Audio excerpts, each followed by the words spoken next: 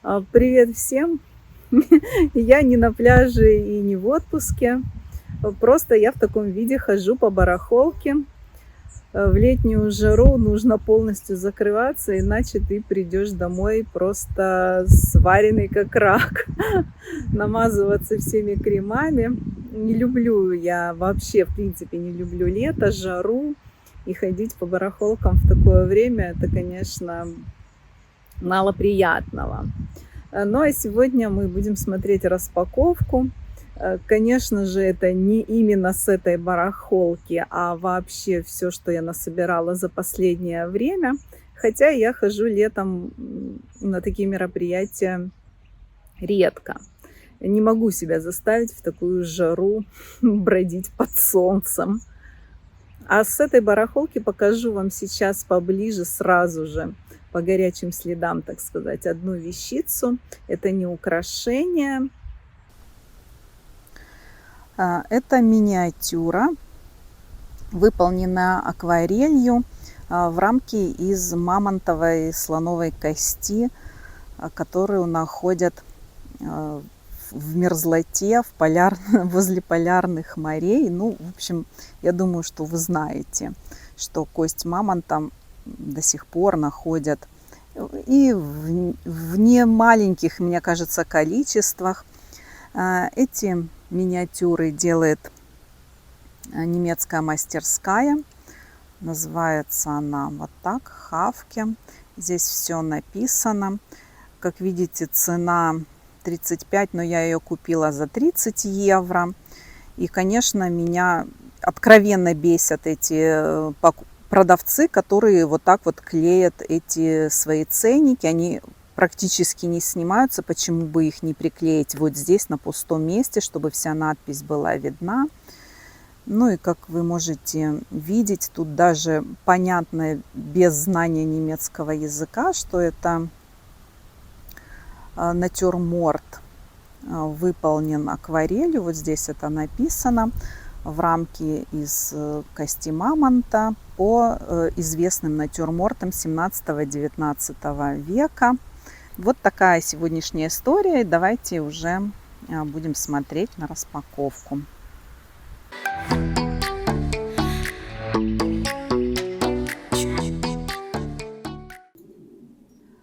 В этой распаковке будет много браслетов и будут необычные вещи для меня, по крайней мере. Начну я с браслетов. И вот несколько эмалированных браслеты с эмалью. Это австрийские украшения. Они бывают абсолютно в разных цветовых сочетаниях. Очень разные такие вот этнические рисунки. В основном это узоры с цветочками, с такими вот геометрическими какими-то элементами. Эти браслеты хорошо очень сочетаются между собой. Их можно собирать в комплекты, миксовать с другими украшениями. И здесь я хочу показать вам бусы, которые я делала в прошлом видео на мастер-классе. Вот такие вот из глины. Смотрите, например, как хорошо будет смотреться сочетание вот этих вот браслетов с бусами. Бусы можно обыграть еще цепочкой какой-нибудь современным плетением. И неакцентные серьги, и вот такой вот образ в этническом стиле готов, летний. Сразу же продолжаем тему с браслетами. Это уже браслет клоазоне. Недавно у меня такой уже был, но белого цвета. Этот такого терракотового цвета. Он вот так вот открывается. Здесь есть такое интересное крепление. Видите? Оно вот так вот защелкивается. Очень красивая эмаль. Ну, я думаю, долго рассказывать про клоазоне я не буду. вы знаете, что это такое. Вот такой браслетик еще один. На этом браслеты не закончились. Еще 3 браслета, которые я купила в магазине, не знаю, как назвать, социальный магазин, я слышала, такие называют. Вот у нас тут есть один такой, это не секонд-хенд, это когда люди приносят ненужные им вещи, и там их продают по очень низкой цене, чтобы содержать буквально этот сам магазин и продавцов, которые там работают. Вот такое как бы современное направление в нашей жизни, sustainable. И плетеный грубовато, конечно, сплетен. У меня были из соломки плетеные браслеты, очень тонко сплетены, связаны. Но это более такие вот деревянный и плетеный браслет. Несколько простоватый, конечно. Ну, это браслет с перламутром. Его очень хорошо. Я из браслетов комбинирую наборы и добавлять к этим наборам, в любой набор можно добавить вот такой перламутровый браслет индийский, латунный. Вот, допустим, смотрите, как это смотрится. И образ готов, потому что один такой браслет смотрится скучновато, а уже пара смотрится просто великолепно. Ну или, допустим, вот сюда. То же самое можно сделать. Посмотрите, как все это красиво комбинируется абсолютно в разных вариациях. Я очень люблю, когда комбинируются абсолютно разные украшения. Ну и еще одна находка в этом же социальном магазине. Это костяные бусы. Наверняка они индийские. Вы знаете, их очень часто продавали раньше в индийских магазинах. Ну вот что-то это из той же области. Вообще у меня сегодня много костяных каких-то таких вот изделий. Еще будет несколько, я покажу вам. Ну, кроме той рамки, что я вам уже показывала с мамонтовой костью. Ну и вот такие бусы. Пока я не знаю, с чем это все можно скомбинировать. Я еще даже не предполагала, что с ними можно делать. Но что-то с ними сделать можно, это точно. Следующее костяное изделие, продолжим тему кости, это шпильки. Все это я еще не мыла, они очень грязные такие, даже можно, наверное, разглядеть эту пыль и грязь, застрявшую в прорезях. Видите, здесь слоник наверху, шпильки для волос. Я не знаю, насколько они могут быть функциональны, держать волосы, но декоративную роль они сыграют, это точно. Если заколоть обычными шпильками, может быть, волосы, а эти вставить просто для украшения. И те шпильки, которые будут держать волосы, они будут невидимые, а эти видимые. По-моему, очень интересное изделие. Не знаю, как вам это нравится. Но все, где есть слоники, меня просто, знаете, как-то умиляет. Люблю слонов. А это кулон той самой Микаэлы Фрай. Вот здесь есть марк, знак. Я думаю, что вы все знаете, ну и я много раз говорила. Это известный бренд украшений с эмалью, который сейчас называется Фрейвилл. И раньше эти украшения имели более простой такой вот рисунок. Часто это рисунок в стиле ар-нуво, ар-деко. И сейчас это более сложные украшения. Там, конечно же, уже работает группа художников, они обладают своим каким-то рецептом высококачественных эмалей. Это уже не такие украшения Фрейвел уже совсем не так выглядят, как украшения Микаэлы Фрай. Но, тем не менее, это винтаж, это то, с чего начинался этот бренд.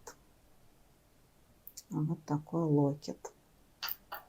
И такие украшения коллекционеры очень любят.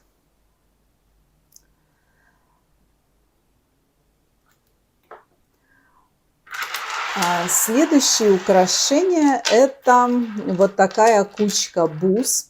Сейчас я их разверну. История такова, что я нашла коробку, вот эту круглую коробку из-под печенья, полную бус. Нашла я ее, знаете, на мусорках. У нас стоят такие ящики для одежды старой. То есть люди приносят одежду ненужную там или старую, выкидывают в специально обустроенные контейнеры. И вот кто-то поставил на этот контейнер эту коробку. Я бы, может быть, и не заглянула даже в нее, если бы она стояла где-то просто на мусорке. Ну, а так она стояла на ящике на этом. И я ее взяла, открыла, а там куча бус. Естественно, большинство украшений в этой коробке это были пластиковые какие-то жемчужные бусы, там пластиковые, деревянные, какие-то детские. В общем, ерунда, не стоящая внимания. И вот только три пары бус, трое бус, на которых можно, так сказать, посмотреть. Первые бусы, это, как вы видите, это жемчуг. Жалко, что он не белый. Мне кажется, что белый жемчуг, он гораздо носибельнее, скажем так. Здесь вот одна нитка жемчуга, она оторвалась, ее легко прицепить. Вот такая застежка. Мне кажется, это не стеклянный камень, это пластиковый. Хотя бусы тяжелые, возможно, они стеклянные. Я еще даже не успела их порассматривать как-то. Все это грязное, я не успела еще помыть на этот раз, все почистить. Вот такие бусы. Первые из этой мусорной коробки. А вторые бусы, на первый взгляд, кажутся деревянными, но это пластик. Это пластик, это яблонецкие бусы. У них есть вот такая красивая застежка. Видите, выпал, опять же, выпавший камень. Но здесь с другой стороны должен быть крючок. Я его нашла в коробке, он где-то валялся, но он отломан. Крючок, который вот зацепляется за этот замочек. Можно, конечно, без проблем найти старый замочек и просто-напросто поменять, сюда вклеить кристалл. Причем, посмотрите, вот здесь вот есть по сторонам 4 маленьких беленьких кристаллика, они целенькие, а центрального багетного кристалла нет. И это пластиковые шарики, хотя они очень похожи на деревянные. Бусы, я думаю, до военного периода, очень старые, перемешаны они, нанизаны вместе с бисером. Я думаю, что я найду замочек и просто поменяю замочек. Найду, естественно, тоже на барахолке старый замочек и поменяю. Просто один крючок этот. И последние бусы из этой найденной мной коробки. Это вот такие стеклянные черные бусы. Ничего в них необычного нет. Они достаточно длинные. И, может быть, даже их можно надеть в 2 оборота. Не знаю. Ничего я это, естественно, не мерила, потому что это все грязное. Вот. Но эти бусы целые. Они очень хорошо будут миксоваться с современными украшениями. Как интересно совпало, я вот только сейчас это поняла. Посмотрите, этот розовый цвет такой же самый, как и бусы, и такой же самый, как и вот в этих браслетах. Надо же, как в одной распаковке собрались 3 абсолютно разных изделия одинакового цвета. Ну и остается у меня 4 броши, которые еще я вам покажу. Начну я с этой старушки, чешской броши.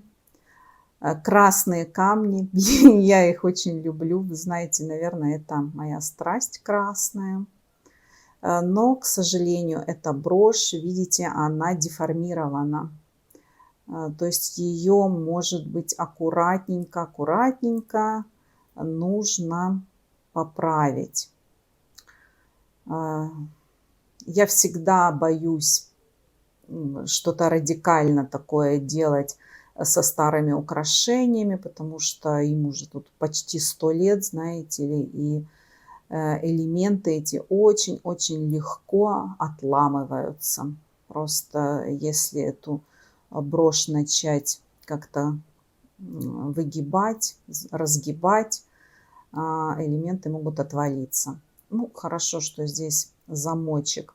Это простой вот крючочек такой. Его поправить можно. Он сейчас не застегивается, не заходит сюда. Это булавка. Ну, все это поправимо, естественно.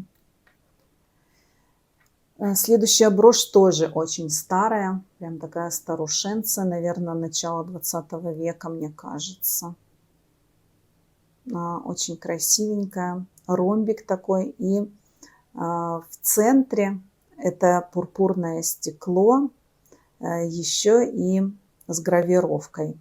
Ну, то есть здесь нечто типа инталии. Знаете, такая маленькая звездочка, какие-то полосочки. Вот такое оно узорчатое. Еще одна брошь. Такая же старушка. Чешское стекло.